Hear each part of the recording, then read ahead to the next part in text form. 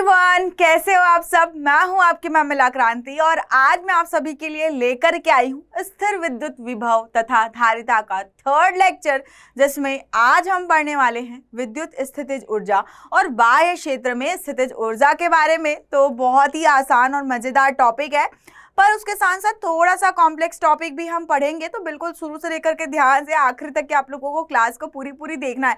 भाई कौन कौन बच्चा पूरी क्लास देखता है, सबसे पहले मेरे को कमेंट बॉक्स में कमेंट करके बताओ। मेरे को सब पता है, आप लोग जितने कमेंट्स करते हो ना, उन सब कमेंट्स को देख करके मेरे को समझ में आता है कि कौन बच्चा यहाँ पर सीरियसली पढ़ाई करने के लिए आ रहा है, कौन टाइम पास करने के लिए आ रहा है। ठीक है, तो टाइम पास बिल्कुल भी नहीं करना है आप लोगों को, एकदम ध्यान से आप लोगों को शुरू से लेकर आखिरी तक लेक्चर्स पूरा सुनना है। कॉपी पेन में हर चीज आप लोगों को नोट करते जानी है, जो मैं बोल रही हूँ उसको भी और जो मैं लिख रही हूँ उसको भी।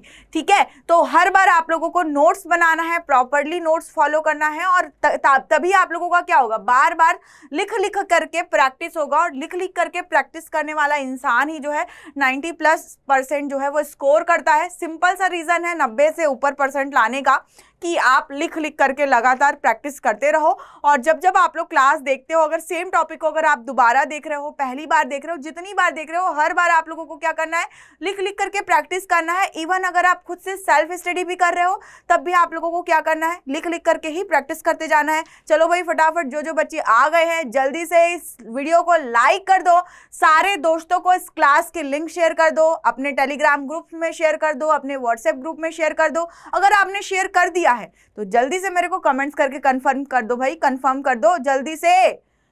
कर दिया कंफर्म, भेज दिया वीडियो। चलो वेरी गुड, स्टार्ट करें क्लास। चलो तो क्लास तो स्टार्ट कर लेंगे। स्थितिज ऊर्जा के बारे में आप लोगों को पढ़ना है। वैसे स्थितिज ऊर्जा के बारे में थोड़ा बहुत मैंने आप लोगों को शुरुआत में भी बताया था जब मैंने आप लोगों को एक बिंदु से दूसरे बिंदु तक ले जाने के लिए किया गया कार्य समझाया था। वहां पे मैंने आप लोगों को स्थितिज ऊर्जा के बारे में बताया था, क्योंकि कार्य करने की क्षमता को ही हम क्या कहते हैं, ऊर्जा कहते हैं। और यहाँ पर जब हम लोगों को स्थितिज ऊर्जा कैलकुलेट करनी होती है तो जो हम लोगों ने स्थिर विद्युत विभव, विभवांतर और एक बिंदु से दूसरे बिंदु तक लेकर के जाने में जो किया गया कार्य पढ़ा था, वही आप लोगों के उससे ही रिलेटेड आप लोगों का स्थितिज ऊर्जा का कॉन्सेप्ट जो मैंने आप लोगों को ऑलरेडी एक्सप्लेन किया है। आज हम लोग डिटेल में पढ़ेंगे विद्युत स्थितिज ऊर्जा, बाह्य क्षेत्र में विद्युत स्थितिज ऊर्जा, द्विध्रुव के कारण विद्युत स्थितिज ऊर्जा का भी हम लोग क्या करेंगे, डेरिवेशन सॉल्व करेंगे। तो भाई सबसे पहले फटाफट से देख लेते हैं कि आज हम लोग कौन कौन सा टॉपिक कवर करने वाले हैं। ठीक है, तो सबसे पहले हमारा टॉपिक होगा एक समान विद्युत क्षेत्र में रखे द्विध्रुव के कारण आघूर्ण। ठीक है, तो मैं आप लोगों का स्थितिज ऊर्जा का टॉपिक तो क्विकली स्टार्ट करूंगी, पर स्टार्ट करने से पहले मैं ये टॉपिक इसलिए कवर करवा रही हूं क्योंकि ये टॉपिक आप लोगों का जो है वो काम आएगा जब आप लोग यहाँ पर क्या करोगे, द्विध्रुव के कारण जब स्थितिज ऊर्जा जो है पढ़ोगे। ठीक है, तो ये टॉपिक आप लोगों को समझना बहुत जरूरी है। वैसे ये फर्स्ट चैप्टर से रिलेटेड टॉपिक है, बट बिल्कुल मैं आप लोगों को यहाँ पर इस सेकेंड चैप्टर में इसको इसलिए कवर करवा रही हूं क्योंकि ये दोनों टॉपिक्स यहाँ पर एक दूसरे से रिलेटेड है। ठीक है, एक दूसरे से रिलेटेड है, तो एक साथ पढ़ाने में मुझे भी आसानी होगी और आप लोगों को भी समझ में आएगा, क्योंकि हम लोग कंपैरिजन करके पढ़ पाएंगे। ठीक है, विद्युत स्थितिज ऊर्जा और बाह्य क्षेत्र में स्थितिज ऊर्जा तो मैं आप लोगों को समझा ही दूंगी। जब हम लोग बाह्य क्षेत्र में स्थितिज ऊर्जा पढ़ेंगे तो सबसे पहले हम लोग एक बिंदु आवेश के कारण देखेंगे, फिर हम लोग क्या करेंगे, दो बिंदु आवेश के कारण स्थितिज ऊर्जा देखेंगे, फिर हम लोग क्या करेंगे, बहुत सारे बिंदु आवेशों के कारण देखेंगे स्थितिज ऊर्जा। तो इस तरीके से अनेक आवेशों के कारण स्थितिज ऊर्जा, जैसे कि हम लोगों ने विद्युत क्षेत्र, विद्युत विभव है ना कैलकुलेट किया, एक बिंदु आवेश के कारण, दो बिंदु आवेश के कारण, बहुत सारे आवेश के कारण, तो उसी तरीके से हम लोगों को यहाँ पे स्थितिज ऊर्जा कैलकुलेट करना है। देन सबसे लास्ट में, क्लास के सबसे लास्ट में हम लोग विद्युत विभव से रिलेटेड कुछ रियल एग्जाम्पल्स देखेंगे। देखो भाई, लाइफ के रिलेटेड रियल एग्जाम्पल्स देखना भी बहुत जरूरी है। ठीक है, अब जब ये रियल एग्जाम्पल्स आप लोग देखते रहोगे तो अब आप लोगों को मजा आएगा पढ़ने में, समझ में आएगा कि आप लोग पढ़ क्यों रहे हो। ठीक है, जब आप लोगों को समझ में आएगा कि पढ़ क्यों रहे हो, तब आप लोगों को क्या होगा, पढ़ने में इंटरेस्ट आएगा। ठीक है, पढ़ने में इंटरेस्ट लाना है, तभी आप लोगों का क्या बढ़ पाएगा, पढ़ने में इंटरेस्ट लाने से आप लोगों का फोकस बढ़ पाएगा। अगर आप लोग फोकस्ड होकर क्लास देखोगे तभी आप लोग जो है अच्छे से पढ़ पाओगे। तो बिल्कुल आप लोगों का एकदम सिंगल फोकस रहना चाहिए, मैं हमेशा बताती हूँ। एंड अगर आप लोगों को अपने एग्जाम में सक्सेसफुल होना है तो आप लोगों को मेजर करते रहना है कि आप लोगों ने कितना कर लिया है, किस टॉपिक को आप लोगों ने कितना कितना % प्रिपेयर कर लिया है, कितने उसके न्यूमेरिकल क्वेश्चंस प्रैक्टिस कर लिए हैं। तो यहाँ पर मैं आप लोगों को टॉपिक्स पढ़ा रही हूँ। लास्ट लेक्चर में मैं आप लोगों को न्यूमेरिकल्स भी करवाऊंगी। ये आज जो आप लोगों का स्थिर विभव का जो लेक्चर्स है आज खत्म हो जाएगा। नेक्स्ट लेक्चर से हम लोग धारिता के कॉन्सेप्ट्स पढ़ेंगे एंड फिर लास्ट लेक्चर में मैं आप लोगों को जो है इन स्थिर विद्युत और विभव तथा धारिता से रिलेटेड कुछ क्वेश्चंस करवाऊंगी। सारी प्रैक्टिसेस आप लोगों को खुद से करते रहनी है। सेल्फ स्टडी आप लोगों को बुक से बिल्कुल जो है करते रहना है। चलो भाई फाइनली स्टार्ट कर लेते हैं। विद्युत द्विध्रुव के कारण जो हम लोगों ने विभव जो कैलकुलेट किया था, ठीक है, विभव जो कैलकुलेट किया था, ठीक है, उसी तरीके से यहाँ पर हम लोगों को करना क्या है, उसी तरीके से हम लोगों को, हाँ भाई, उसी तरीके से जो विद्युत द्विध्रुव के कारण हम लोगों ने विभव कैलकुलेट किया था, स्थितिज ऊर्जा का भी हम लोगों को क्या करना है, बाह्य क्षेत्र में स्थितिज ऊर्जा विद्युत द्विध्रुव के कारण हम लोगों को कैलकुलेट करनी है। तो यहाँ पे सबसे पहले मैं आप लोगों को रिवाइज करवा देती हूँ। लास्ट लेक्चर में हम लोगों ने क्या क्या पढ़ा था। लास्ट लेक्चर में हम लोगों ने विद्युत द्विध्रुव के कारण विभव में हम लोगों ने अक्षीय स्थिति और निरक्षीय स्थिति और हम लोगों ने क्या देखा था, जनरल पॉइंट के केस के लिए देखा था, ठीक है, क्या देखा था, जनरल पॉइंट के केस के लिए देखा था, ठीक है। आज का लेक्चर स्टार्ट करने से पहले थोड़ा सा हम लोग क्विकली रिवाइज कर लेते हैं, ठीक है, रीकैप कर लेते हैं। हम लोग पिछले लेक्चर में हम लोगों ने क्या क्या पढ़ा था, रीकैप कर लो फटाफट से, ठीक है। सो हम लोगों ने फॉर्मूलाज देखे थे तीनों के केस के लिए। हम लोगों ने किसी पी बिंदु पर विभव निकाला था, तो अक्षीय स्थिति में विभव हम लोगों को क्या मिला था, विद्युत द्विध्रुव आघूर्ण बटे 4 पाई एप्सिलॉन नॉट आर का वर्ग। और निरक्षीय स्थिति में किसी पी बिंदु पर जो विभव हो रहा था उसका मान हम लोगों को क्या मिल रहा था, 0 मिल रहा था। और जनरल पॉइंट के केस में जो हम लोगों को विभव का सूत्र मिल रहा था वो माइनस पी कॉस थीटा बटे 4 पाई एप्सिलॉन नॉट, ठीक है, 4 पाई एप्सिलॉन नॉट आर का वर्ग। ये हम लोगों को क्या मिल रहा था, जनरल पॉइंट के केस में सूत्र मिल रहा था। तो ये हम लोगों ने पिछली क्लास में कवर किया था।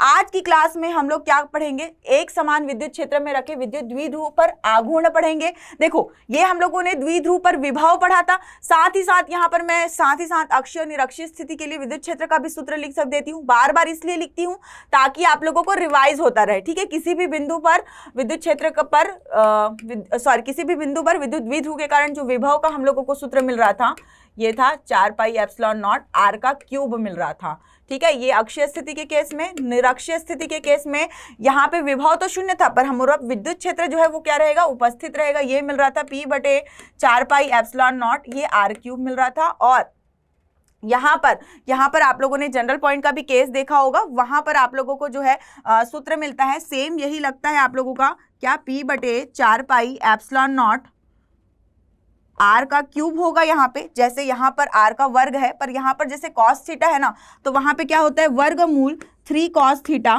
प्लस 1, ठीक है। ये जनरल पॉइंट के केस में आप लोगों को विद्युत क्षेत्र का जो है वो सूत्र मिलता है। तो आप लोगों को थोड़ा बहुत सेल्फ स्टडी करना है, बुक से करना है। मोस्टली 90-95% चीजें मैं यहाँ पे आप लोगों को क्लास में बता देती हूँ, पर थोड़ा बहुत मेहनत आप लोगों को खुद से भी करते जाना है, ठीक है। तो ये तो हम लोगों ने पिछली क्लास में पढ़ा था और पिछली क्लास से रिलेटेड पिछले चैप्टर का सूत्र भी मैंने आप लोगों को रिवाइज करवा दिया। क्विकली स्टार्ट करते हैं हम लोग। एक समान विद्युत क्षेत्र में रखे विद्युत द्विध्रुव पर आघूर्ण, ठीक है। अब विद्युत द्विध्रुव पर आघूर्ण एक समान विद्युत क्षेत्र में रखे, मतलब कि जो हम लोगों ने अभी निरक्षीय स्थिति और अक्षीय स्थिति पढ़ा उससे थोड़ा हटकर है यहाँ पर।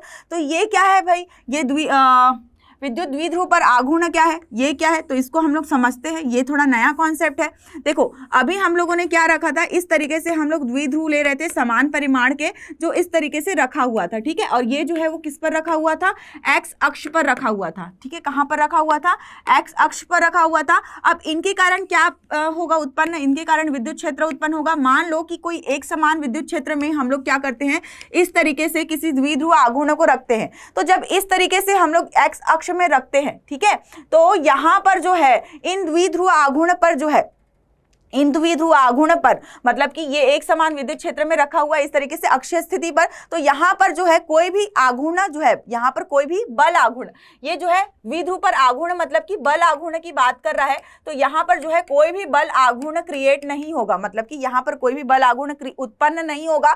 इसीलिए अभी तक जो हम लोगों ने पढ़ा वहां पर हम लोगों ने बिल्कुल भी किसी भी प्रकार के बल आघूर्ण की चर्चा नहीं करी, बल आघूर्ण की बात नहीं करी, ठीक है। ये बल आघूर्ण जो होता है ये उत्पन्न कब होता है, जो ये अक्ष पर ना होकर ये इस तरीके से अगर इसी विद्युत क्षेत्र मतलब इसी एक समान विद्युत क्षेत्र में अगर इस तरीके से कहीं पर तिरछा कोई द्विध्रुव रखा हो, किसी थीटा कोण पर द्विध्रुव रखा हो, तब ये बल आघूर्ण जो है इसका ये जो है रोल में आता है, ये जो है हमारे मतलब कि हमारे सिलेबस में आएगा, हम लोगों को पढ़ने के लिए आएगा। तो आप लोग बोलोगे कि अरे यार मैम अभी तक ही सही था, जब तक कि वो इस तरीके से सीधी लाइन में रखा हुआ था, अब थीटा कोण पे रख के हमारा सिलेबस आप और बढ़ा दिए। तो क्या करे भाई, आपको तो पढ़ना पड़ेगा। यहाँ पर बाह्य क्षेत्र में विद्युत द्विध्रुव के कारण स्थितिज ऊर्जा कैलकुलेट करनी है, तो यहाँ पर आप लोगों को बल आघूर्ण का सूत्र निकालना पड़ेगा। बल आघूर्ण के सूत्र से ही आप लोग क्या कर पाओगे, बाह्य क्षेत्र पर रखे विद्युत द्विध्रुव आघूर्ण के कारण, विद्युत द्विध्रुव के कारण आप लोग क्या करोगे, स्थितिज ऊर्जा कैलकुलेट कर पाओगे। ठीक है, तो ये बल आघूर्ण होता कहाँ है, क्या है भाई, ये बल आघूर्ण आता कहाँ से, कैसे आता है। ठीक है, तो देखो आप लोग यहाँ पर इसका मतलब समझ पा रहे हो, शब्द का मतलब यहाँ पर बल शब्द है। ठीक है, तो बल आघूर्ण को जो है हम लोग टाउ से प्रदर्शित करते हैं, इसको अंग्रेजी में क्या बोलते हैं, टाउ। ठीक है, अंग्रेजी में बोलते हैं टाउ और टॉर्क बोलते हैं अंग्रेजी में, क्या बोलते हैं, टॉर्क। ठीक है, तो ये टाउ या टॉर्क या जो बल आघूर्ण है ये जो उत्पन्न होता है वो एक तरह के बल के कारण होता है। ये कौन सा बल है भाई, अब यहाँ पर कौन सा बल लगने लगा। ठीक है, तो सबसे पहले मैंने आप लोगों को बताया कि जब विद्युत द्विध्रुव जो है इस तरीके से अगर किसी थीटा कोण पर रखा रहेगा तब जाकर के ये बल आघूर्ण जो है वो रोल में आएगा। ठीक है, उसका रोल आएगा, अदरवाइज उसका कोई भी रोल नहीं होता। ठीक है, तो यहाँ पर ये क्यों आता है, तो यहाँ पर ये जो कैसे आता है इसको समझने के लिए मैं फिर से आप लोगों को ये डायग्राम बना के बता रही हूँ। तो स्टेप बाय स्टेप मैं बना रही हूँ, आप लोग भी मेरे साथ बनाते जाओ। ये मैंने क्या बनाया, एक समान विद्युत क्षेत्र बनाया। क्या बनाया, एक समान विद्युत क्षेत्र। अब इस एक समान विद्युत क्षेत्र में मैंने क्या करा, इस तरीके से मैंने जो है ये थीटा कोण पर, ठीक है, थीटा कोण पर मैंने क्या रखा, ये विद्युत द्विध्रुव को रखा मैंने। ठीक है, विद्युत द्विध्रुव, ये माइनस आवेश, ये प्लस आवेश। ठीक है, माइनस आवेश, ये प्लस आवेश। ठीक है, तो होता क्या है, सबसे पहले इसका केंद्र बिंदु ले लेती हूं मैं। केंद्र बिंदु जैसे कि हमेशा भी हम लोग लेते आ रहे थे, ओ बिंदु, और इनके बीच की दूरी क्या है, इनके बीच की दूरी है वो क्या है, 2a, जैसे कि हम हमेशा से लेते हुए आ रहे हैं। ठीक है, अब ये एक समान विद्युत क्षेत्र में रखा हुआ है, परंतु यहाँ पर एक समान विद्युत क्षेत्र में रखा हुआ तो है, परंतु ये विद्युत क्षेत्र की दिशा में नहीं रखा हुआ है। ठीक है, क्या बोला मैंने, ध्यान से सुनो, एक समान विद्युत क्षेत्र में तो रखा हुआ है पर एक समान विद्युत क्षेत्र की दिशा में नहीं रखा हुआ है। देखो ये वाला जो हमने सीखा था, यहाँ पर ये क्या थी, हमारे विद्युत क्षेत्र की दिशा थी, मतलब एक्स अक्ष की तरफ में हमारा क्या था, विद्युत क्षेत्र का दिशा था। तो यहाँ पर जो हम लोगों को द्विध्रुव आघूर्ण मिला था, तो सबसे पहले जब मैंने आप लोगों को द्विध्रुव आघूर्ण के बारे में बताया था तो ये भी बताया था कि द्विध्रुव आघूर्ण जो है, द्विध्रुव आघूर्ण जो है, ठीक है, द्विध्रुव आघूर्ण यहाँ से आप लोगों का माइनस से प्लस की दिशा की ओर होता है। ठीक है, माइनस से प्लस की ओर होता है, और यहाँ पर एक समान विद्युत क्षेत्र में इस तरीके से हमारे पास द्विध्रुव आघूर्ण रखा हुआ था, ये द्विध्रुव रखा हुआ था। ये जो द्विध्रुव है ना, ये जो द्विध्रुव है ना, ये क्या है आपका द्विध्रुव, ध्यान से सुनना। हाँ, ये जो द्विध्रुव है ना, ये आप लोगों का क्या है, अलाइंड है। अलाइंड का मतलब क्या हुआ, इस विद्युत क्षेत्र की रेखा की दिशा में है। ठीक है, द्विध्रुव यहाँ पे लिख देती हूं मैं, ध्यान से समझना इसको। द्विध्रुव जो है क्षेत्र की दिशा में है, किस कौन से क्षेत्र की दिशा में, विद्युत क्षेत्र की दिशा में है। ठीक है, तो क्योंकि ये विद्युत क्षेत्र की दिशा में है तो ये ऑलरेडी क्या है, विद्युत क्षेत्र के समानांतर है, यहाँ पर विद्युत क्षेत्र की दिशा में अलाइंड है। ठीक है, तो इसी वजह से यहाँ पर जो है कोई भी बल, यहाँ पर कोई भी बल आघूर्ण कार्य नहीं करेगा। क्यों नहीं करेगा, बल आघूर्ण क्यों नहीं आएगा यहाँ पर, क्योंकि जब इस तरीके से दिशा में होता है तो इसको कोई भी जो है यहाँ पर कोई भी बल नहीं लगता है जो इसको विद्युत क्षेत्र में लाने का प्रयास करे। परंतु जब हम लोग क्या करते हैं, इसको इस तरीके से थीटा कोण पर इस तरीके से तिरछा अगर हम लोग रख देते हैं, ठीक है, तो होता क्या है, यहाँ पर ये यहाँ पर इनके ध्रुवों पर ध्रुव क्या है, यहाँ पे जो मतलब प्लस आवेश और माइनस आवेश के जो कोने हैं, ठीक है, ये क्या है, दो ध्रुव है, इसीलिए तो हम लोग इनको क्या बोलते हैं, विद्युत द्विध्रुव बोलते हैं। और इनके ध्रुवों पर क्या होता है, इनके ध्रुवों पर इस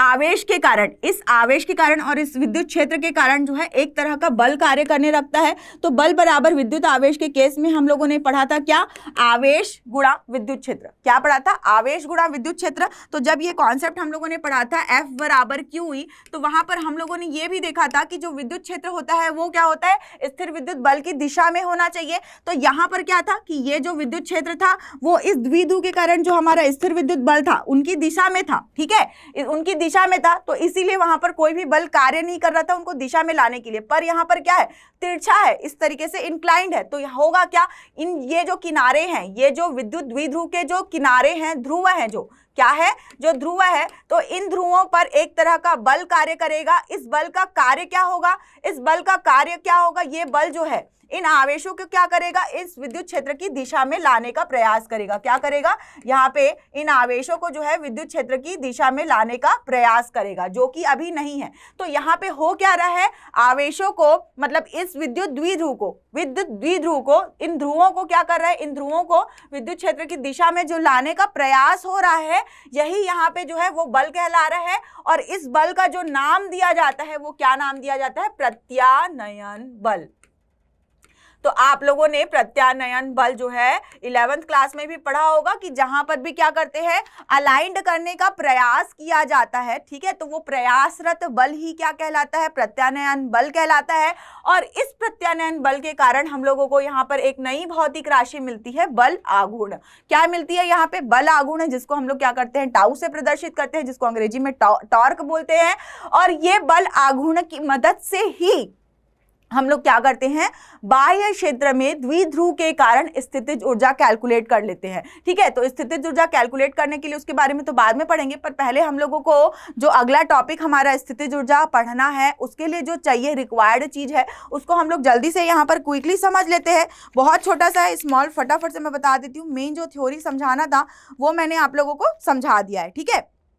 अब होगा क्या, फिर से यहाँ पर मैं आप लोगों के लिए जो है क्विकली यहाँ पर डायग्राम बना देती हूँ क्विकली आप लोगों के लिए। ये आप लोगों का क्या रखा हुआ है, विद्युत क्षेत्र रखा हुआ है। अब इस विद्युत क्षेत्र में अगर आप लोगों के क्या है, अगर आप लोगों के पास क्या है, कोई द्विध्रुव है, ठीक है, ये इसका केंद्र बिंदु है, ठीक है। अब ये जो है यहाँ पर इस क्षैतिज रेखा से क्या है, थीटा कोण पर है, और ये क्या है, आप लोगों के विद्युत क्षेत्र की दिशा है। और यहाँ पर ये ध्रुवों के पास हमारे पास क्या लग रहा है, ध्रुवों के पास हमारा प्रत्यानयन बल लग रहा है। तो धनात्मक आवेश के पास जो प्रत्यानयन बल होगा वो क्या होगा, धनात्मक QE होगा। ऋणात्मक आवेश के पास जो प्रत्यानयन बल होगा ये क्या होगा आप लोगों का, ये जो होगा वो माइनस QE होगा, क्योंकि ये एक धनात्मक आवेश पर लग रहा है, एक ऋणात्मक आवेश पर लग रहा है। दोनों ही क्या करेंगे, जैसे कि मान लो कि ये क्या रखा है, पेन रखा है, दोनों ही क्या करेंगे, इस द्विध्रुव को इस तरीके से क्या करेंगे, इस द्विध्रुव को इस तरीके से इस विद्युत क्षेत्र की दिशा में लाने का प्रयास करेंगे। ये प्रत्यानयन बल होगा, ठीक है। अब इस प्रत्यानयन बल के कारण यहाँ पर ये देख लो, मतलब कि ये दोनों क्या करेंगे, एक दूसरे को यहाँ पर जो है मतलब विद्युत क्षेत्र की दिशा में लाने का प्रयास तो करेंगे, है ना। तो ये तो आप लोगों को प्रत्यानयन बल तो मिल गया, परंतु यहाँ पर अगर आप लोगों को क्या निकालना हो, बल आघूर्ण निकालना हो, क्या निकालना हो, बल आघूर्ण, टाउ निकालना हो। तो बल आघूर्ण टाउ निकालने के लिए कैसे निकालेंगे, जैसे कि हम लोग द्विध्रुव आघूर्ण निकाले थे ना, वैसे ही हम लोगों का क्या निकलेगा, यहाँ पे बल आघूर्ण निकलेगा, ठीक है। तो बल आघूर्ण द्विध्रुव आघूर्ण था, तो वहां पे हम लोगों ने क्या लिया था, आवेश का परिमाण और उन दोनों के बीच की दूरी। क्या लिया था हम लोगों ने, आवेश का परिमाण और उन दोनों के बीच की दूरी। यहाँ पर हम लोग क्या लेंगे, यहाँ पर हम लोग, क्योंकि ये बल आघूर्ण है, तो यहाँ पे हम लोग क्या लेंगे, किसी एक बल का परिमाण लेंगे। यहाँ पे हम लोग बल का परिमाण लेंगे और क्या लेंगे, इन दोनों के बीच की दूरी, मतलब कि यहाँ पर जो प्रयासरत बल है इनके बीच की दूरी, तो मतलब ये वाली दूरी हम लोगों को यहाँ पे कैलकुलेट करनी पड़ेगी। क्या करनी पड़ेगी, ये वाली दूरी हम लोगों को यहाँ पे ये वाली नहीं, ये दूरी कैलकुलेट करनी पड़ेगी। क्या करनी पड़ेगी, ये दूरी कैलकुलेट करनी पड़ेगी। क्यों ये दूरी, ये वाली दूरी क्यों, क्योंकि देखो यहाँ पे जैसे कि ये द्विध्रुव आघूर्ण रखा हुआ है, ठीक है। अब ये क्या है, विद्युत क्षेत्र की दिशा है, तो जब ये क्या होगा, ये वाला जो हिस्सा है वो यहाँ पर आ जाएगा, यहाँ पर आ जाएगा, और ये वाला जो हिस्सा है वो कहाँ पे आ जाएगा, यहाँ पर आ जाएगा। तो होगा क्या, जो प्रयासरत बल यहाँ पर लग रहा है, ठीक है, प्रत्यानयन बल जो लग रहा है उसका काम क्या हो जाएगा, पूरा हो जाएगा। क्या हो जाएगा, उसका काम पूरा हो जाएगा। तो मान लो कि ये जो है पहले क्या है, थीटा कोण पर रखा है, थीटा नॉट से थीटा 1। अब ये क्या कर रहा है, इसको थीटा नॉट कोण से, मतलब प्रारंभिक कोण से इस कोण पर लाने के लिए प्रयास कर रहा है। प्रारंभिक कोण से क्या कर रहा है, इस कोण पर लाने के लिए प्रयास कर रहा है। तो हम लोगों को यहाँ पे बल आघूर्ण निकालना पड़ेगा। तो ये वाली जो दूरी है ना, ये वाली दूरी, ये कैसे कैलकुलेट होगी, क्योंकि देखो ये वाले हिस्से का मान हम लोगों को पता है a, ठीक है। तो अगर हम लोग यहाँ पर क्या करेंगे, यहाँ पर हम लोग क्या करेंगे, कॉस थीटा, यहाँ पर हम लोग क्या करेंगे, कोण, ये जो कोण है हमारा, ठीक है, ये हमारा थीटा है, ये वाली दूरी हमारी ए है। अगर ये दूरी हम लोगों को निकालनी है तो हम लोगों को क्या निकालना पड़ेगा, साइन थीटा बराबर क्या हो जाएगा, साइन थीटा बराबर आपका लंब बटे कर्ण हो जाएगा। ठीक है, तो यहाँ पे क्या है, लंब जो है वो आपका, ये वाली दूरी आपकी क्या हो जाएगी, लंब हो जाएगी। ठीक है, तो मान लो ये वाली दूरी को हम लोग डी लिख लेते हैं। ठीक है, डी लिख लेते हैं दूरी को, और लंब बटे कर्ण, कर्ण जो हो जाएगा वो आपका क्या हो जाएगा, तो ये वाली जो दूरी डी हम लोगों को निकालनी है वो क्या आ जाएगी, ए साइन थीटा आ जाएगी। क्या आ जाएगी, ए साइन थीटा आ जाएगी। तो जैसे कि मैंने आप लोगों को बल आघूर्ण बताया, तो बल आघूर्ण के लिए यहाँ पे हम लोगों को किसी एक बल का परिमाण और क्या लिखना है, यहाँ पर बल का परिमाण और क्या लिखना है, लंबवत दूरी लिखनी है। क्या लिखनी है, लंबवत दूरी लिखनी है। तो यहाँ पर जो दूरी हो जाएगी वो क्या हो जाएगी, ए साइन थीटा। ठीक है, ये दूरी क्या हो जाएगी, ए साइन थीटा। तो यहाँ पे हम लोग बल का परिमाण रख देते हैं, टाउ बराबर क्या हो जाएगा, क्यू ई गुणा क्या हो जाएगा, ए साइन थीटा। ठीक है, लिख लो फटाफट से, टाउ बराबर क्या हो जाएगा, क्यू ई इंटू ए साइन थीटा।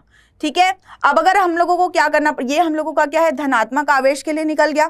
ठीक है, धनात्मक आवेश के लिए निकल गया। ठीक है, अगर हम लोगों को इस ऋणात्मक आवेश के लिए निकालना हो, ठीक है, ये वाला टाउ हम लोगों को निकाल लिया, ये क्या है, धनात्मक आवेश के कारण।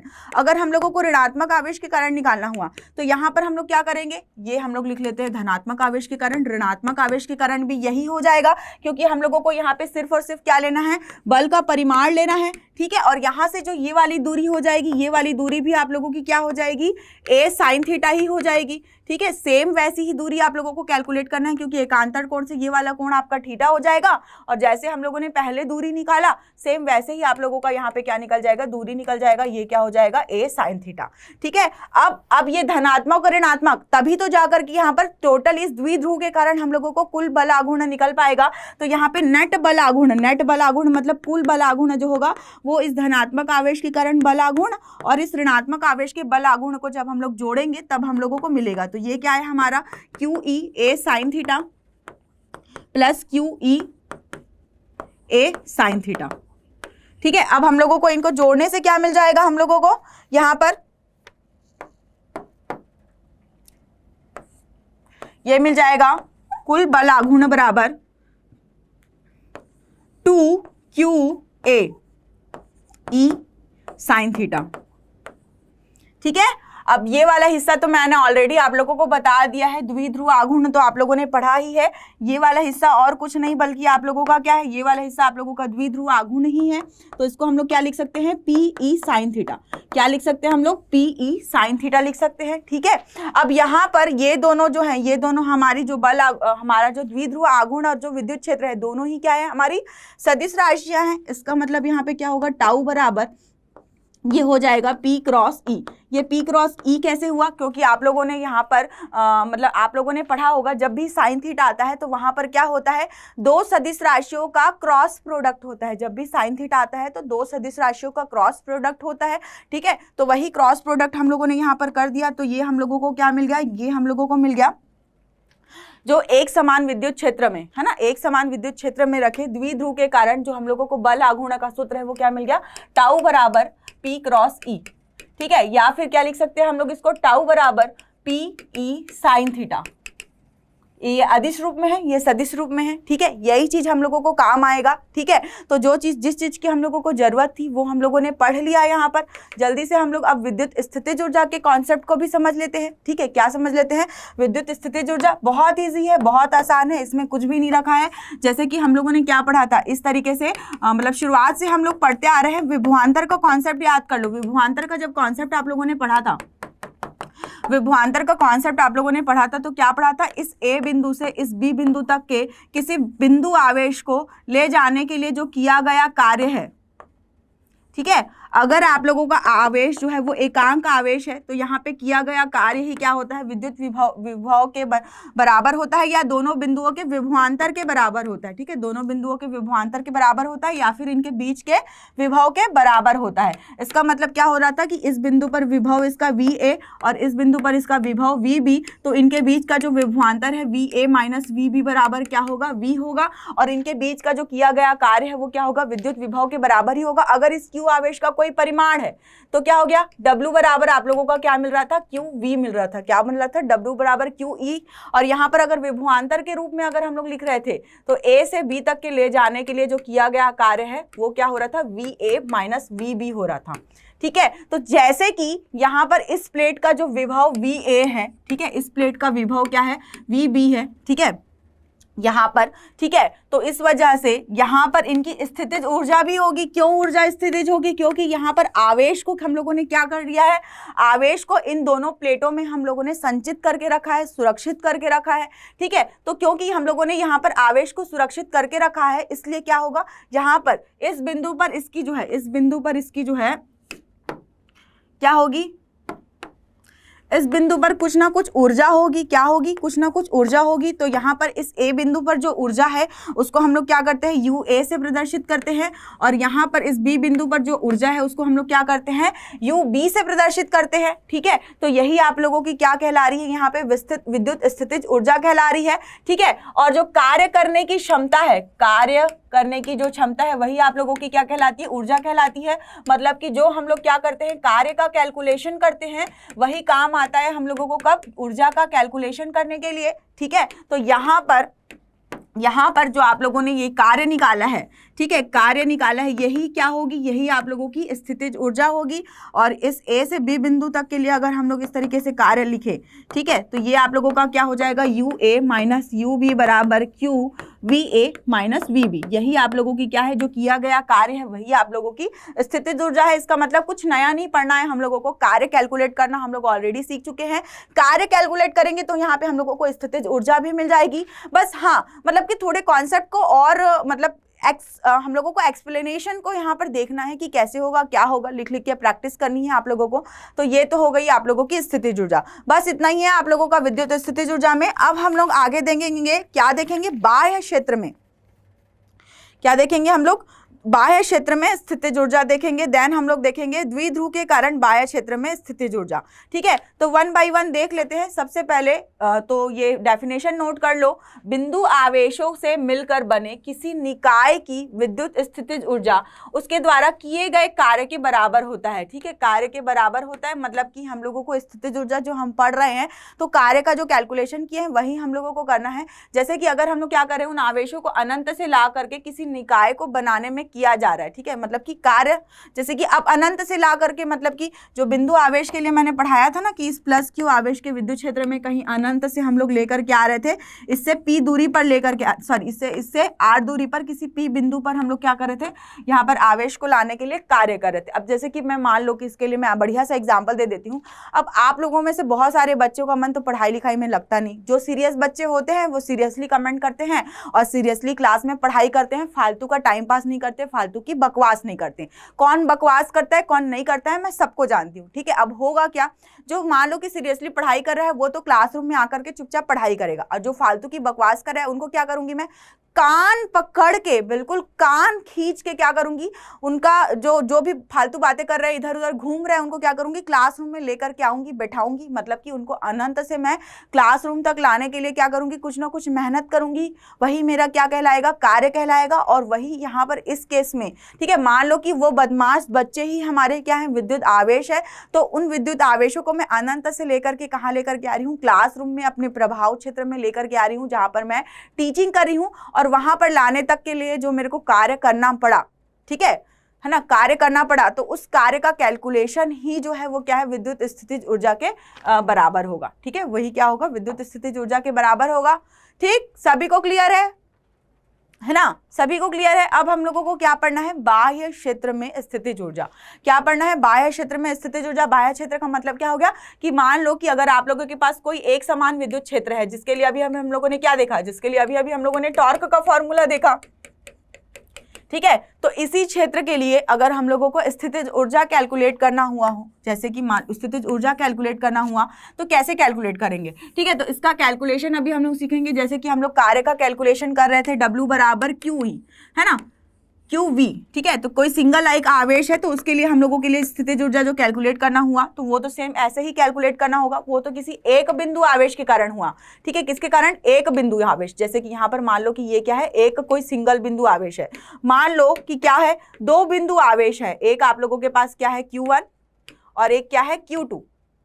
और होगा क्या, मान लो कि ये जो Q2 है वो मान लो कि ये Q2 जो है ये आप लोगों का अच्छा, मतलब कि ये मेरा अच्छा बच्चा है, ये मेरा अच्छा बच्चा है, अच्छा स्टूडेंट है जो ऑलरेडी सिंसियरली पढ़ाई करता है, ठीक है, और चुपचाप क्लासेस देखता है, इधर उधर की फालतू बकवास नहीं करता है। आप लोगों की फालतू बकवास मुझे बहुत अच्छे से पता है, मेरे को फालतू बकवास करने वाले बच्चे बिल्कुल भी पसंद नहीं है।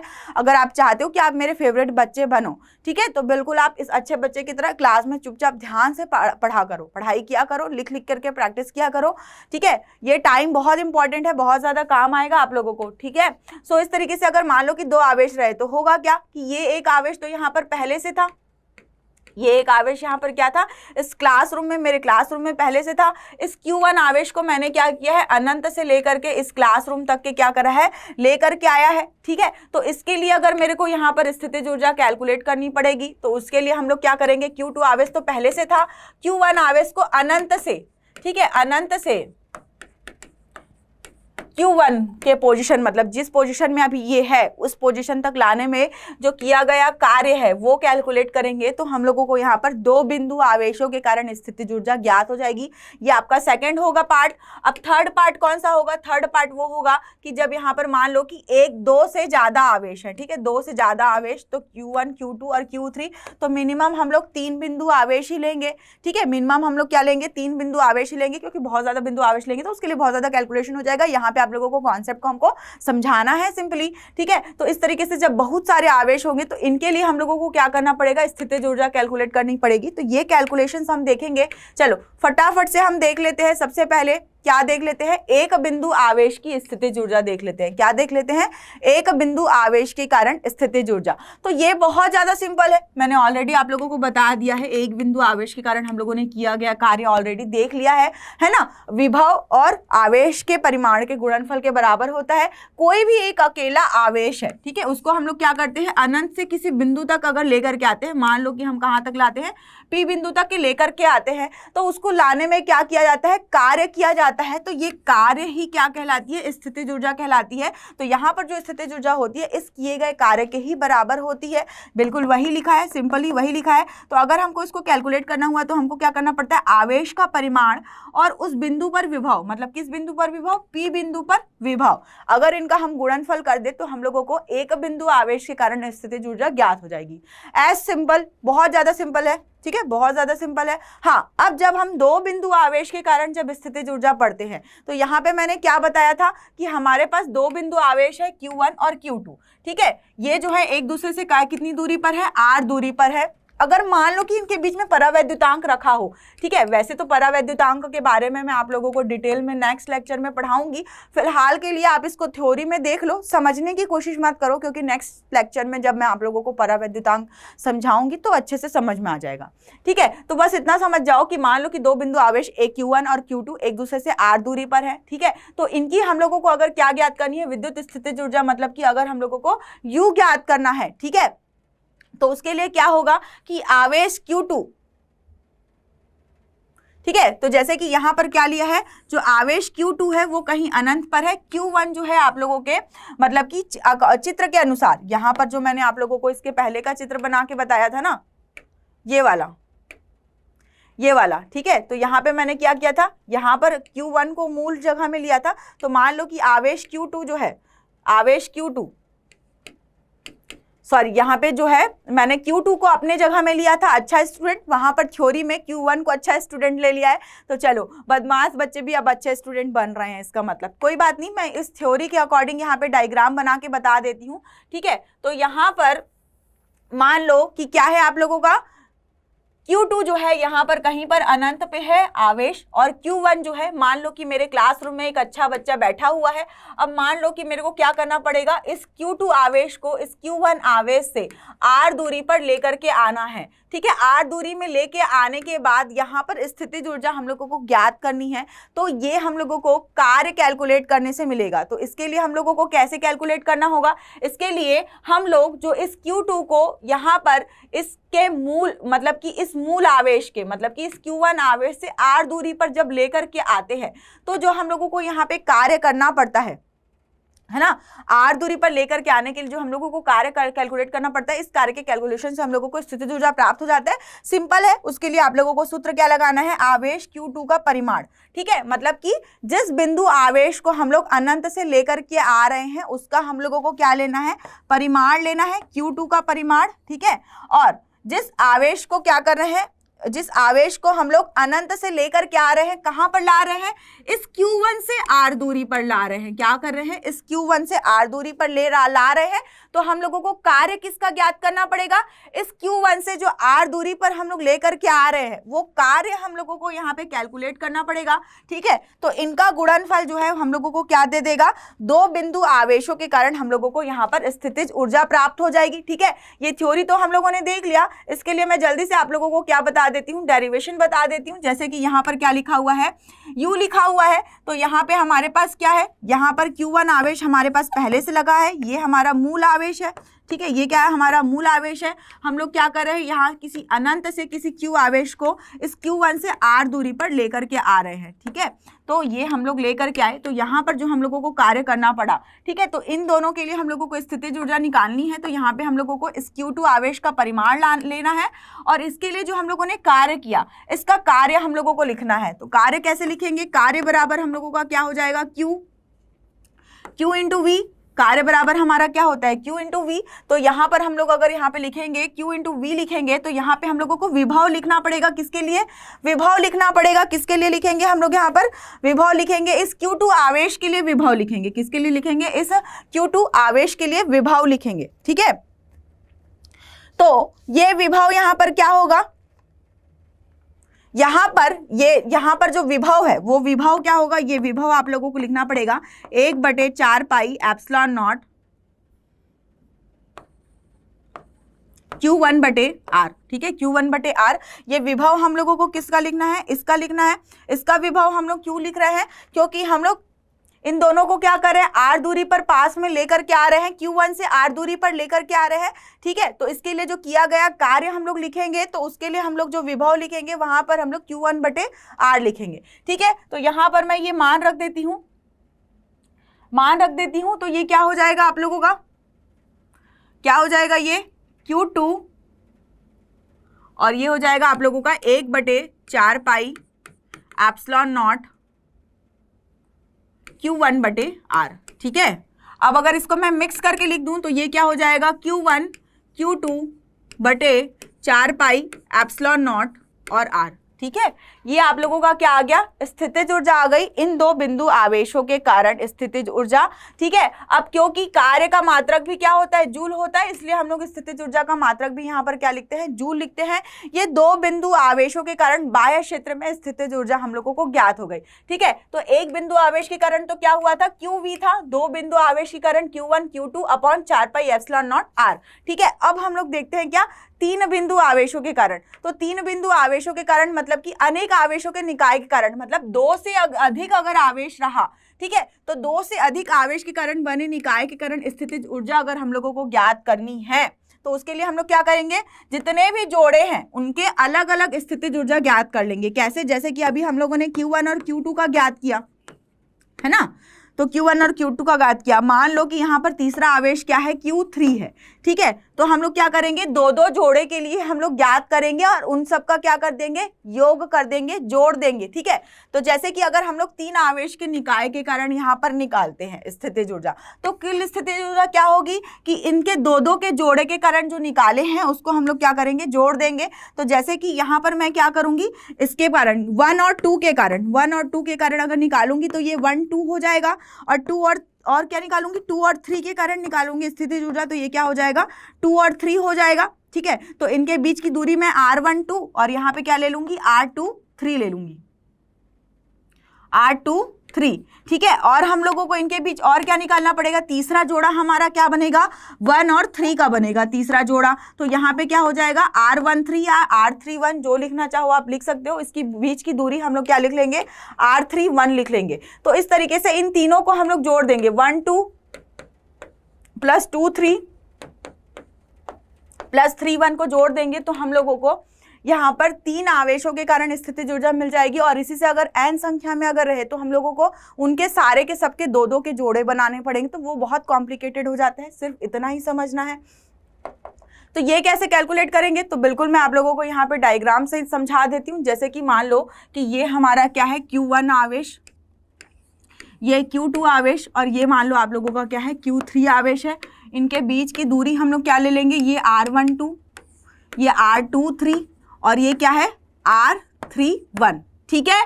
ध्यान से देखना, ठीक है, ध्यान से देखना। तो अगर तुम लोग इन दोनों के बीच में 1 2 के बीच में लिखोगे, तो अभी अभी तो मैंने बताया तुम लोगों को, 1 2 के बीच में लिखोगे तो क्या लिखोगे, 1 2 के बीच में Q1 Q2 बटे 4 पाई एप्सिलॉन नॉट, और दूरी क्या लिखोगे, r12, ठीक है, r12। और वैसे ही 2 3 के बीच में लिखोगे तो क्या हो जाएगा, Q2 Q3 बटे 4 पाई एप्सिलॉन नॉट r23, ठीक। ऐसे ही अगर आप लोग क्या लिखोगे, 3 1 के बीच में रखोगे तो क्या हो जाएगा, Q3 Q1 बटे क्या हो जाएगा, ये 4 पाई एप्सिलॉन नॉट r31, ठीक है। तो इस तरीके से आप लोगों का हो जाएगा। अब कुल स्थितिज ऊर्जा हो जाएगी तो क्या करेंगे, अलग अलग 2-2 के जोड़े के लिए निकालने के बाद इन सब का हम लोग क्या कर देंगे, योग कर देंगे, जोड़ देंगे इनको, ठीक है। तो इस तरीके से जोड़ देते हैं, ठीक, जोड़ देंगे तो क्या हो जाएगा, इन सारे फॉर्मूले में हमारा जो है क्या कॉमन निकल रहा है, यहाँ पे हमारा 1/4 पाई एप्सिलॉन नॉट जो है वो क्या निकल रहा है, कॉमन निकल रहा है। और यहाँ पे ब्रैकेट में हमारा क्या बच रहा है, Q1 इंटू Q2 बटे क्या बच रहा है, r12, फिर क्या बच रहा है, Q2 इंटू Q3 बटे r23, और क्या बच रहा है, प्लस Q3 इंटू Q1 बटे क्या बच रहा है, r31। तो इस तरीके से हमारा जो है ये बच रहा है ना। अब जब ये बच रहा है यहाँ पर, तो सबसे पहले तो मैं इसको जो है बिल्कुल यहाँ पर लिख देती हूँ सेपरेट करके, ये वाला हिस्सा मैं मिटा रही हूँ, ठीक है, ये वाला हिस्सा मिटा रही हूँ।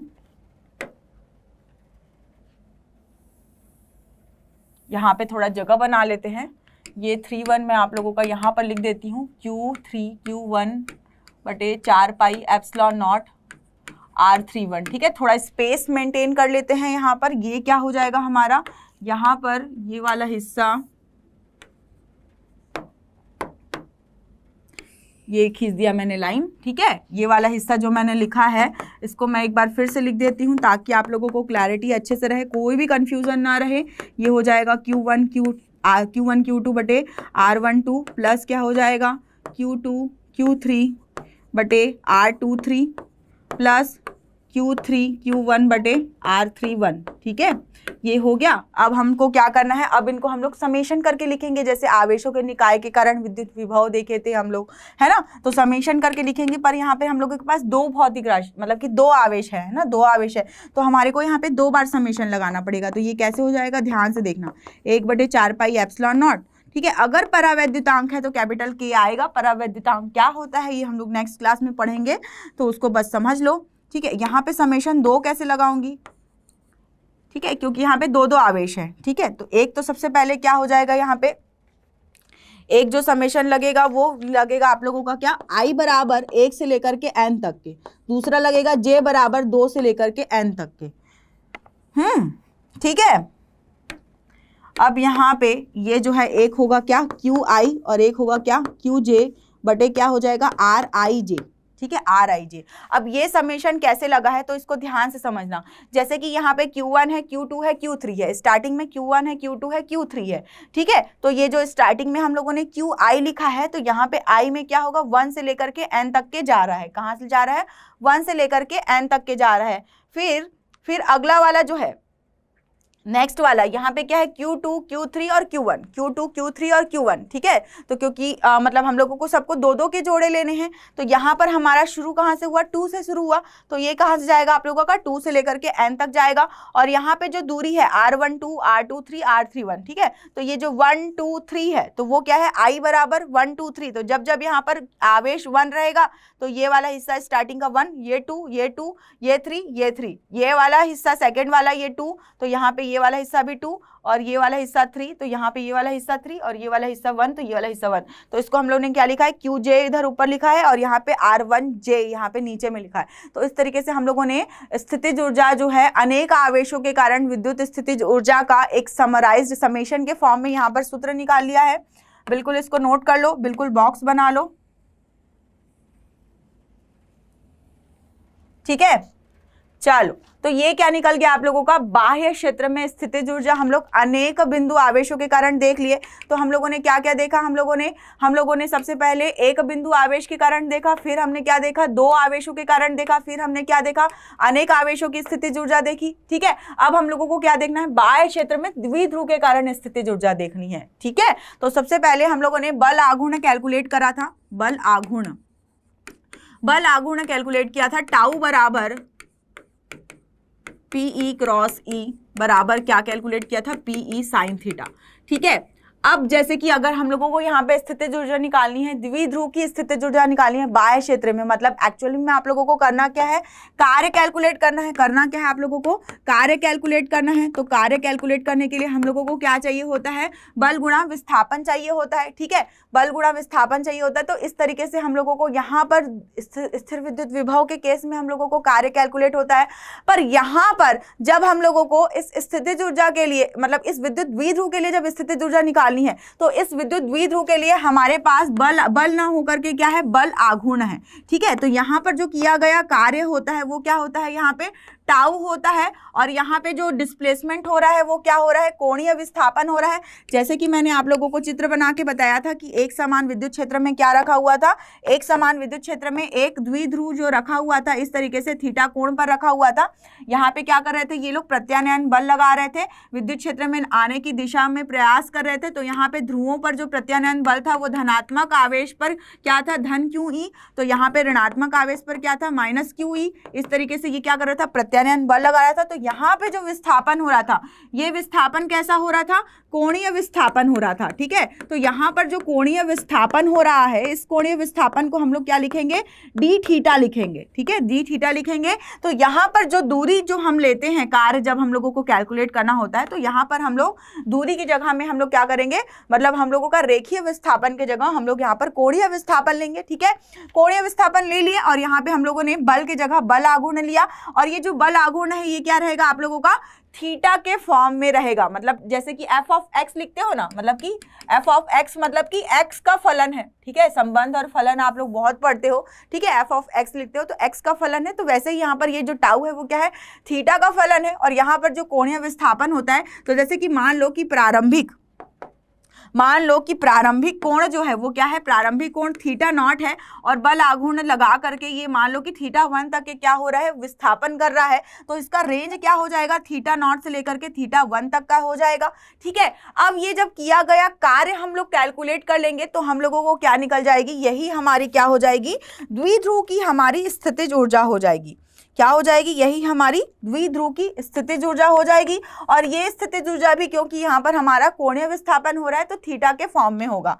कैसा होगा, थीटा के फॉर्म में होगा। समझ में आया, बल आघूर्ण हम क्यों पढ़े थे, दोनों ही इंपॉर्टेंट सूत्र है, ये वाला सूत्र भी इंपॉर्टेंट है और जो स्थितिज ऊर्जा का सूत्र अभी हम निकालेंगे ये भी बहुत मोस्ट इंपॉर्टेंट सूत्र है। इससे रिलेटेड आप लोगों को क्वेश्चंस बिल्कुल नीट के एग्जाम में पूछे जाते हैं, डेरिवेशंस आते हैं आप लोगों के बोर्ड्स के एग्जाम में, ठीक है। तो डेरिवेशंस और न्यूमेरिकल्स दोनों ही आप लोगों को बनने चाहिए, ठीक, ओके।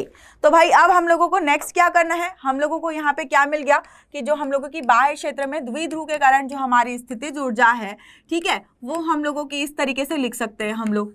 ये हम लोगों ने क्या किया, फाइंड आउट किया। अब हम लोगों को यहाँ पे क्या करना है, बल आघूर्ण का मान रखना है। ठीक है, बल आघूर्ण का मान रखना है, तो जाहिर सी बात है बल आघूर्ण का मान हम लोगों को थीटा के फॉर्म में यहाँ पर रखना है। तो क्या हो जाएगा, ये हमारा थीटा नॉट से लेकर के थीटा 1 तक का, और ये क्या मिला था हम लोगों को, PE साइन थीटा मिला था। क्या मिला था, PE साइन थीटा और D थीटा के रिस्पेक्ट में।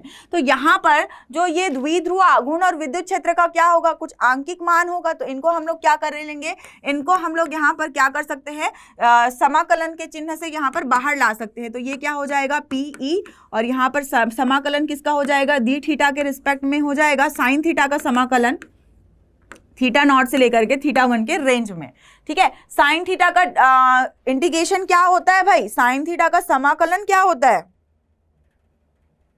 क्या होता है साइन थीटा का समाकलन, क्या होता है साइन थीटा का समाकलन, तो भाई माइनस कॉस थीटा होता है साइन थीटा का समाकलन। तो यहाँ पे लिख लेते हैं, हमारा क्या आ जाएगा यहाँ पर, बाह्य क्षेत्र में द्विध्रुव के कारण जो स्थितिज ऊर्जा है ये हमारी हो जाएगी क्या, PE, और ये हो जाएगा क्या, माइनस कॉस थीटा। अब यहाँ पर हम लिमिट रख देंगे थीटा नॉट से लेकर के थीटा 1। अब अगर हम लोग क्या करेंगे, यहाँ पर अगर हम लोग लिमिट पुट करेंगे तो अपर लिमिट माइनस क्या हो जाएगा, लोअर लिमिट हो जाएगा। लिख देते हैं upper limit minus lower limit, limit put कर देते हैं, ये हो जाएगा क्या, PE, और ये हो जाएगा minus cos theta, upper limit theta 1 minus minus minus plus हो जाएगा लोअर लिमिट का कॉस थीटा नॉट। ठीक है, upper limit minus lower limit. ठीक है, तो यहाँ पर ध्यान देना कि जब हमारा क्या था, इस तरीके से एक समान विद्युत क्षेत्र में क्या रखा हुआ था, देखो मैं बार बार डायग्राम बना के बताती हूँ ताकि आप लोगों को क्लियर हो। एक समान विद्युत क्षेत्र में इस तरीके से द्विध्रुव रखा हुआ था। ठीक है, और ये क्या था, थीटा एंगल पे रखा हुआ था। ठीक है, ये थीटा नॉट से लेकर के थीटा 1 तक के क्या कर रहा था, थीटा 1 तक के कोणीय विस्थापन कर रहा था। ठीक है, तो ये जो है अधिकतम कैसा रखा सकता है, ये ऐसा रखा सकता है आप लोगों का द्विध्रुव। ये आप लोगों का विद्युत क्षेत्र है। ठीक है, और ये क्या हो सकता है, आप लोगों का द्विध्रुव हो सकता है। देख लो यार, थोड़ा कलर डिफरेंस कर देती हूँ। ये द्विध्रुव मतलब कि यहाँ पर आप लोगों का जो अधिकतम कोण है वो क्या हो सकता है, इसका 90 हो सकता है, मतलब कि द्विध्रुव का। अब ये जब ये 90 रहेगा तो हो सकता है कि ये इसको इधर लाने का प्रयास करे, या फिर ये इधर जाने का प्रयास करे। ये मतलब इसको डिफरेंस कर देते हैं, हाँ, या फिर ये इधर जाने का प्रयास करे। ठीक है, तो ये एंगल्स के ऊपर डिपेंड करेगा कि वो किधर जाने का प्रयास कर रहा है। तो वो आपके जो ये थीटा 1 का एंगल है वो आपका हो सकता है 0 डिग्री, या फिर इसका 90 डिग्री, और या फिर इसका 180 डिग्री का हम लोग केस देखेंगे, तीनों ही केस देखेंगे। पर यहाँ पर थीटा 1 का केस समझ जाओ कि थीटा 1 अधिकतम जो हो सकता है वो क्या हो सकता है, 90 हो सकता है। ये 90 से इसको 0 में लाने का प्रयास करे, या फिर 90 से इसको क्या करे, 180 डिग्री में लेकर के जाने का प्रयास करे। कुछ भी प्रयास यहाँ पर कर सकता है। पर यहाँ पर हम लोग अधिकतम के केस में मान लो कि यहाँ पर हम लोग क्या रख देते हैं, 90 डिग्री रख देते हैं। ठीक है, अधिकतम के केस में 90 डिग्री रख देते हैं। तो कॉस 90 डिग्री क्या होता है, कॉस 90 डिग्री का मान होता है क्या, 0। ठीक है, तो कॉस 90 डिग्री का मान 0 होगा। तो यहाँ पे मैं लिख लेती हूँ कि जब थीटा नॉट बराबर 90 डिग्री हो, ठीक है, थीटा नॉट बराबर 90 हो, तो इस केस में आप लोगों की जो बाह्य क्षेत्र में स्थितिज ऊर्जा होगी वो क्या हो जाएगी, PE minus PE cos theta. ठीक है, माइनस कॉस, और ये थीटा 1 को मैंने क्या लिख लिया, थीटा लिख लिया। ठीक है, थीटा 1 को मैंने क्या किया, थीटा लिख लिया। मतलब कि यहाँ पर ये जो है ये हमारा क्या है, थीटा है। मतलब कि जो हमारा वहाँ पे प्रत्यानयन बल लगेगा जिसकी वजह से हम लोगों को भौतिक राशि मिलेगी बल आघूर्ण की। ठीक है, तो वो उसको 0 डिग्री के कोण पे भी ले जाने का प्रयास कर सकता है, 90 डिग्री के कोण पे भी, और 180 डिग्री के कोण पे भी ले जाने का प्रयास कर सकता है। परंतु यहाँ पर जो हम लोगों को फाइनल स्थितिज ऊर्जा का सूत्र मिला है, बाह्य क्षेत्र में द्विध्रुव के कारण स्थितिज ऊर्जा, तो ये हम लोगों को सूत्र मिला है। यहाँ पे हम लोगों ने रखा क्या था, ये बल आघूर्ण का सूत्र, ये वाला जो रखा था। ये दोनों ही सूत्र बहुत ज्यादा इंपॉर्टेंट है। अब इनके लिए केसेस बता देती हूँ मैं, दोनों के लिए ही आप लोगों को केसेस बता दूंगी। ठीक है, तो यहाँ पे हम लोगों को क्या मिला है, बाह्य क्षेत्र में द्विध्रुव के कारण जो स्थितिज ऊर्जा मिली है, ये मिला है माइनस PE माइनस पीई क्या मिला है यहाँ पे, कॉस थीटा मिला है। ठीक है, तो सबसे पहली बात ये यहाँ पर कॉस थीटा है, तो जब भी इस तरीके से कॉस थीटा होता है तो इनको अगर हम लोगों को सदिश के रूप में लिखना है तो ये जो होंगे वो क्या हो जाएंगे, डॉट प्रोडक्ट हो जाएंगे। जबकि हमारे पास जो टाउ थीटा आई थी, टाउ थीटा हमारे पास क्या थी, पीई साइन थीटा थी, तो साइन थीटा के फॉर्म में थी, तो उनको हमने सदिश रूप में लिखने के लिए क्या किया था, क्रॉस प्रोडक्ट लिखा था। तो ये तो आप लोग सदिश गणित में पढ़े होंगे, नहीं पढ़े हो तो जा करके पढ़ लेना, कोई दिक्कत की बात नहीं है। ठीक है, तो ये आप लोग समझ लेना, ये हम लोगों को सूत्र प्राप्त हुआ। अब हम लोगों को केसेस क्या देखने हैं, थीटा बराबर अगर क्या रहा, 0 डिग्री रहा। ठीक है, थीटा बराबर अगर क्या हुआ, 0 डिग्री हुआ, ये यहाँ पे सदिश लगा देती हूँ। ठीक है, यहाँ पे सदिश लगाना बहुत जरूरी है जब हम लोग डॉट और क्रॉस प्रोडक्ट के फॉर्म में लिखते हैं। तो जब थीटा बराबर 0 डिग्री हुआ तो इस केस में बाह्य क्षेत्र में द्विध्रुव के कारण जो स्थितिज ऊर्जा होगी वो क्या हो जाएगी आप लोगों की, माइनस पीई कॉस 0। ठीक है, कॉस 0 का मतलब क्या हो जाएगा, कॉस 0 मतलब कि ये वाला हिस्सा हो जाएगा क्या, 1, तो ये क्या हो जाएगा, माइनस पीई। ठीक है, तो यहाँ पे स्थितिज ऊर्जा क्या आ गई, माइनस पीई। अब यहीं पर अगर हम लोग किसकी बात करें, यहीं पर अगर इस केस में हम लोग बात करते हैं किसकी, बल आघूर्ण की बात करते हैं, तो बल आघूर्ण हमारा इस केस में क्या हो जाएगा, बल आघूर्ण हमारा इस केस में 0 हो जाएगा। क्यों 0 हो जाएगा, क्योंकि यहाँ पर जो साइन 0 का मान होता है, ठीक है, साइन 0 का मान 0 होता है और कॉस 0 का मान क्या होता है, 1 होता है। ठीक है, तो ये समझ जाओ कि 0 डिग्री के केस में जो आप लोगों की स्थितिज ऊर्जा होगी ये क्या होगी, आप लोगों की न्यूनतम स्थितिज ऊर्जा होगी। न्यूनतम स्थितिज ऊर्जा क्यों होगी, क्योंकि ये ऋणात्मक मान है, तो इसका जो है पीई के गुणनफल का ऋणात्मक मान सबसे कम स्थितिज ऊर्जा का मान होगा। ठीक है, इसी के जगह में अगर क्या होगा, थीटा बराबर अगर मान लो 180 डिग्री का कोण होगा। ठीक है, तो 180 डिग्री के केस में क्या हो जाएगा, ये वाला जो हिस्सा है आप लोगों का ये हो जाएगा माइनस पीई कॉस 180, और कॉस 180 का मान क्या होता है, ऋण 1 होता है। क्या होता है, ऋण 1 होता है। तो ऋण 1 होगा, क्या हो जाएगा यहाँ पे, ऋण ऋण धन हो जाएगा, और ये आप लोगों की स्थितिज ऊर्जा का धनात्मक मान आ जाएगा। ये स्थितिज ऊर्जा का अधिकतम मान का केस है, मैक्सिमम का केस है। ठीक है, किसका केस है, अधिकतम मान का केस है, किसका, स्थितिज ऊर्जा के अधिकतम मान का केस है। बट इसी केस में अगर मैं इस यहाँ पे रखूं, ठीक है, तो साइन 180 क्या होता है, तो आप लोग रख के देख सकते हो कि क्या मान प्राप्त होगा, बिल्कुल वो आप लोगों को रख के देखना है। यहाँ पे मैं बाह्य क्षेत्र में द्विध्रुव की स्थितिज ऊर्जा पढ़ा रही हूँ, मैंने आप लोगों को 0 और 180 के लिए बता दिया। अगर मान लो कि थीटा बराबर आपका क्या हुआ, 90 अंश का हुआ। ठीक है, तो यहाँ पर थीटा बराबर 90 अंश के केस में आपका जो स्थितिज ऊर्जा का मान है पीई कॉस 90 डिग्री, और कॉस 90 का मान क्या होता है, 0 होता है। तो इस केस में आप लोगों की क्या हो जाएगी, स्थितिज ऊर्जा का मान 0 हो जाएगा। जबकि इस केस में आप लोगों का जो स्थितिज ऊर्जा का मान है, इस केस में जो आप लोगों की बल आघूर्ण का मान है, बल आघूर्ण का मान आप लोगों का इस केस में क्या होता है, मैक्सिमम होता है, अधिकतम होता है। क्या होता है, अधिकतम होता है। जबकि स्थितिज ऊर्जा का मान क्या होता है, 90 डिग्री के केस में 0 होता है। ठीक है, तो ये हम लोगों ने कंडीशंस भी देख ली, 0 डिग्री, 90 डिग्री और 180 डिग्री के लिए। दोनों ही फॉर्मूला बहुत ज़्यादा इंपॉर्टेंट है, तो बिल्कुल इसको आप लोग एकदम छाप लो दिमाग में, बहुत ज़्यादा इंपॉर्टेंट है ये दोनों फॉर्मूला। मैं साइड हो जाती हूँ, क्विकली स्क्रीनशॉट ले लो। ठीक है, क्विकली जल्दी से फटाफट से स्क्रीनशॉट ले लो।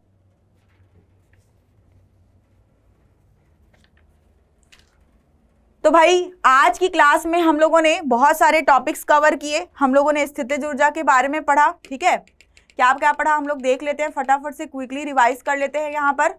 तो आज की क्लास में हम लोगों ने एक समान विद्युत क्षेत्र में यहाँ पे क्या पढ़ा, द्विध्रुव पर आघूर्ण, बल आघूर्ण पढ़ा। ठीक है, और क्या पढ़ा हम लोगों ने, विद्युत स्थितिज ऊर्जा के बारे में ये भी हम लोगों ने पढ़ लिया। बाह्य क्षेत्र में स्थितिज ऊर्जा भी हम लोगों ने पढ़ लिया, बाह्य क्षेत्र में द्विध्रुव की स्थितिज ऊर्जा भी पढ़ लिया। ठीक है, तो स्थिर विद्युत विभव के लगभग सारे टॉपिक, लगभग क्या पूरे ही टॉपिक हम लोगों ने कवर कर लिए हैं, सारे टॉपिक्स कवर हो गए हैं। अब सिर्फ रह गया है क्या, रियल लाइफ एग्जाम्पल्स दिखाना आप लोगों को। तो रियल लाइफ एग्जाम्पल्स दिखाना इसलिए जरूरी है क्योंकि तब आप लोगों को समझ में आता है, अरे यार मैम ये स्थितिज ऊर्जा का डेरिवेशन, बल आघूर्ण का डेरिवेशन क्यों करवाई, तो करवाई क्यों, उसका कारण कि विभव और कहाँ पे आप लोगों का इस्तेमाल होता है। तो मैंने आप लोगों को जब विद्युत क्षेत्र पढ़ाया था तो वो कॉन्सेप्ट भी मैंने आप लोगों को दिखाया था।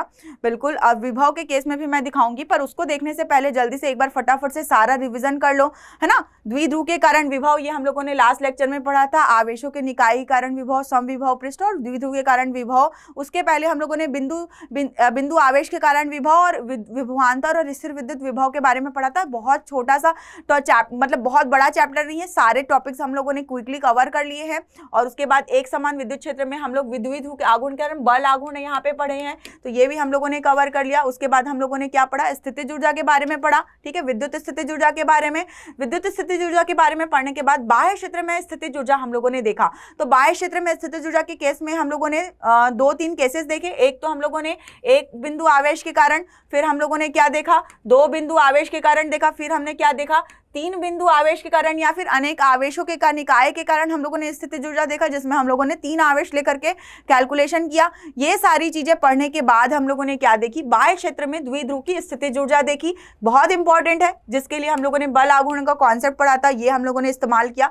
दोनों ही कॉन्सेप्ट बहुत इंपॉर्टेंट है। ये दोनों के केसेस में हम लोगों ने कंडीशंस देख लिए, 0 डिग्री के लिए, 180 डिग्री के लिए और 90 डिग्री के लिए। ये कंडीशंस आप एकदम छाप लेना दिमाग में, ये बहुत ज्यादा इंपॉर्टेंट है, ठीक है। अब हम जल्दी से फटाफट से रियल लाइफ एप्लीकेशन देख लेते हैं। तो भाई ये आप लोगों का वान डी ग्राफ जनरेटर है। यहाँ पर बहुत उच्च विभव उत्पन्न करने के लिए हम लोग जो है इस यंत्र का इस्तेमाल करते हैं। और जितना भी कॉन्सेप्ट अभी हम लोगों ने पढ़ा है, वो सारे कॉन्सेप्ट जो भी हम लोगों ने विद्युत क्षेत्र के कॉन्सेप्ट पढ़े हैं, जो भी हम लोगों ने स्थिर विद्युत विभव के कॉन्सेप्ट पढ़े हैं, वो सारे कॉन्सेप्ट यहाँ पर प्रैक्टिकली जो है उच्च विभव उत्पन्न करने के लिए इस्तेमाल किए जाते हैं। तो ये आप लोगों का रियल लाइफ एप्लीकेशन है।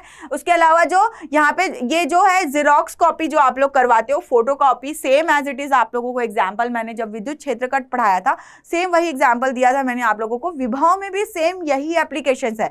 इसका मतलब क्या समझ में आता है कि जो एप्लीकेशंस हमारे विद्युत क्षेत्र के हैं, वही एप्लीकेशंस क्या है हम लोगों के विद्युत विभव के भी हैं। मतलब कि जहां पर भी हम लोगों को विद्युत क्षेत्र होता है, वहां पे हम लोगों को क्या होता है, विभव भी होता है। जहां पे विद्युत क्षेत्र होगा वहां पे विभव होगा, जहां पे विभव होगा वहां पे क्या होगा, विद्युत क्षेत्र होगा। दोनों एक दूसरे से रिलेटेड है। और ये सब कब होते हैं, जब आवेश जो है मौजूद होते हैं। अभी तक फिलहाल हम लोग स्थिर आवेश के कारण पढ़ रहे हैं। अगला अध्याय हम लोग शुरू करेंगे करंट इलेक्ट्रिसिटी। जब हमारा धारिता वाला टॉपिक पूरा हो जाएगा, तब अब वहां पे हम लोग क्या करेंगे, इन स्थिर आवेशों को बहाएंगे, ठीक है। तो वहां पर भी ये आप लोगों को रिलेशंस मिलेंगे। तो सारी चीजें एक दूसरे से इंटरलिंक्ड है, पर आप लोगों को पता होना चाहिए। मजेदार कॉन्सेप्ट है, कैसे हो रहा है, क्या हो रहा है, ये ऑलरेडी मैंने आप लोगों को पूरा प्रोसीजर समझा दिया है। तो जस्ट मैं यहाँ पे आप लोगों को नाम बताऊंगी कि क्या क्या इनके एप्लीकेशन है, प्रोसीजर कैसे यहाँ पे विद्युत क्षेत्र लगता है, विभव कैसे लगता है, ये मैंने ऑलरेडी आप लोगों को फर्स्ट अध्याय में समझा दिया है। अगर आप लोगों ने वो लेक्चर्स नहीं देखा है, तो क्लास खत्म होने के बाद फर्स्ट चैप्टर के भी सारे लेक्चर्स आप लोग 1 बाय 1 करके पूरा कवर कर लेना।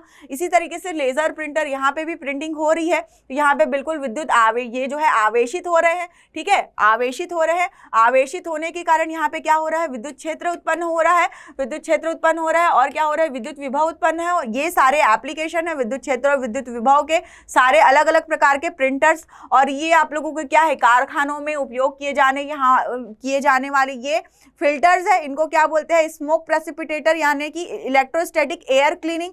मतलब कि क्या है कि जो प्रदूषित धुआं है उसको कारखाने से बाहर निकालने से पहले इस तरीके से जो है प्रेसिपिटेटर का इस्तेमाल करके क्या करा जाता है, क्लीनिंग करा जाता है, ताकि हम लोग वायु प्रदूषण को कम कर सके। तो वहां पर इस यंत्र में भी क्या करा जाता है, विद्युत विभव और विद्युत क्षेत्र का ही जो हम लोग का बेसिक कॉन्सेप्ट अभी तक हम लोगों ने पढ़ा है, उसको इस्तेमाल करके ही ये यंत्र बनाए जाते हैं। तो भाई कल किसी को साइंटिस्ट बनना है कि नहीं बनना है ना, यस या नो, जल्दी से मेरे को कमेंट्स करके बताओ। कुछ तो करना है जिंदगी में, कुछ तोड़ना फोड़ना है। तोड़ना फोड़ना मतलब कि भाई यहाँ पे सामान को तोड़ना फोड़ना नहीं है, मतलब कि लाइफ में कुछ करना है कि नहीं करना है। तो भाई उसके लिए हम लोगों को रियल एप्लीकेशंस पता होने चाहिए। फिजिक्स बहुत इंपॉर्टेंट है। अगर मैं आप लोगों को मतलब एक इंटरेस्टिंग वीडियो भी है मेरे पास, पर कभी समय मिलेगा तो मैं वो आप लोगों को ज़रूर दिखाऊंगी। बहुत मज़ेदार वीडियो है वो, उसको देखने के बाद जो मैंने आप लोगों को यहाँ पर रियल लाइफ एप्लीकेशंस बताया है ना, वीडियो के माध्यम से और क्लियर होगा। वीडियो के माध्यम से और क्लियर होगा कि जो हम लोग विद्युत क्षेत्र और जो हम लोग विद्युत विभव पढ़ते हैं वो कितना पढ़ना जरूरी है हम लोगों को। और जितने भी उपकरण हम लोगों को बनाते हैं वहाँ पर ये सारे थ्योरिटिकल कॉन्सेप्ट ही आप लोगों को काम आते हैं। तो ये सारी थ्योरिटिकल कॉन्सेप्ट की आप लोगों को क्लैरिटी अच्छे से होनी चाहिए, ठीक है। तो भाई आज की क्लास में बस इतना ही था, ठीक है। और आज की इस क्लास में हम लोगों ने स्थिर विद्युत विभव का टॉपिक पूरा खत्म कर दिया है। फोर्थ लेक्चर में मैं आप लोगों को धारिता पढ़ाऊंगी, समानांतर प्लेट संधारित्र के बारे में पढ़ाऊंगी। तो बिल्कुल आप लोगों को पढ़ के आना है, प्रिपेयर्ड होके आना है। आज की क्लास को भी आप लोगों को ध्यान से मतलब कि नोट्स प्रॉपर बनाना है आप लोगों को। अगर आप लोगों को क्लास की पीडीएफ चाहिए तो इसके लिए आप लोग मेरे को क्या कर सकते हो, टेलीग्राम में कनेक्ट कर सकते हो, या फिर आप लोग मेरे को मेल कर सकते हो। यहाँ पे मैं आप लोगों को टेलीग्राम चैनल का लिंक शेयर कर दूंगी जहां पे मैं क्लासेस की पीडीएफ जो है वो शेयर करती हूँ। ठीक है, तो नेक्स्ट क्लास में मिलते हैं हम लेक्चर 4 के साथ अपने धारिता और संधारित्र टॉपिक के साथ। तब तक के लिए बाय बच्चों।